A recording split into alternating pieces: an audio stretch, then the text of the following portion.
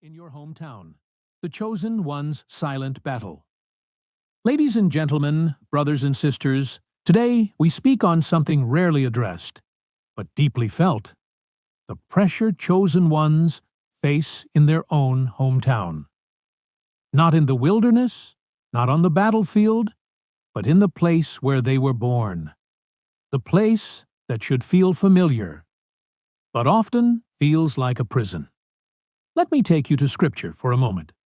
Even Jesus himself said, "A prophet is not without honor except in his own town." His own town. The place he grew up, the people who watched him as a child, the ones who knew his family. They could not see the Messiah through the memory of the boy they once knew. And if Jesus was underestimated, dismissed, and even rejected in his hometown, what makes us think we won't be? The burden of being too familiar. When you're chosen, you're different, not in arrogance, but in sakeu, assignment. You carry light in a place that's grown too comfortable with shadows. You speak life in a town that thrives on gossip. You carry vision in a place that stopped dreaming long ago. And suddenly, your calling feels like a threat.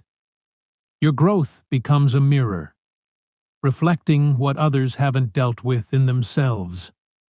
They say things like, "You think you're better than us now? You've changed. You're not the same." And you know what? They're right. You have changed. You had to. You're becoming who God called you to be, not who your town remembers you to be. The silent pressure. Chosen ones face a unique pressure in their hometown. The pressure to shrink, so others feel comfortable. The pressure to explain your growth, your gifts, your goals. The pressure to stay relatable, instead of rising into your full identity. But here's the truth.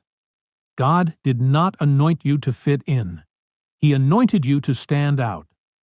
You are not called to be accepted. You're called to be effective.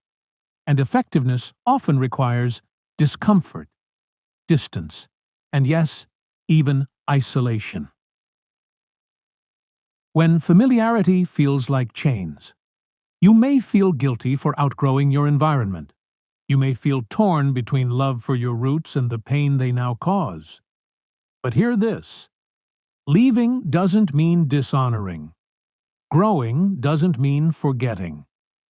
Sometimes God will keep you planted in a dry place, not to punish you, but to show others what living water looks like. Other times, He'll call you to leave, to expand, to heal, to build, and later return, not as one seeking validation, but as one carrying vision. How to handle the pressure. So how do you deal with this pressure? 1. Stay grounded in your identity. You are who God says you are, not who your past defines you as. 2. Set boundaries without bitterness. You can love people from a distance and still honor your purpose. 3. Let your fruits speak. You don't have to argue with people who don't believe in your growth.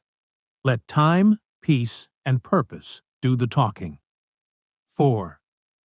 Keep your eyes on the bigger mission. The hometown isn't your finish line. It's just your origin story. Danzin, final word. You're not alone. If you're feeling that tension, that lonely walk of a chosen one in a familiar place, you're not alone. You're walking the same path many have walked before. Joseph, David, even Jesus. They were doubted at home, but celebrated in their destiny. Don't let rejection in your hometown make you reject your calling. Keep building. Keep rising. Keep going. Because one day, the same town that mocked you may need the light you carry. And when that time comes, you'll be ready. Not bitter, not small, not vengeful, but whole, healed, and anointed.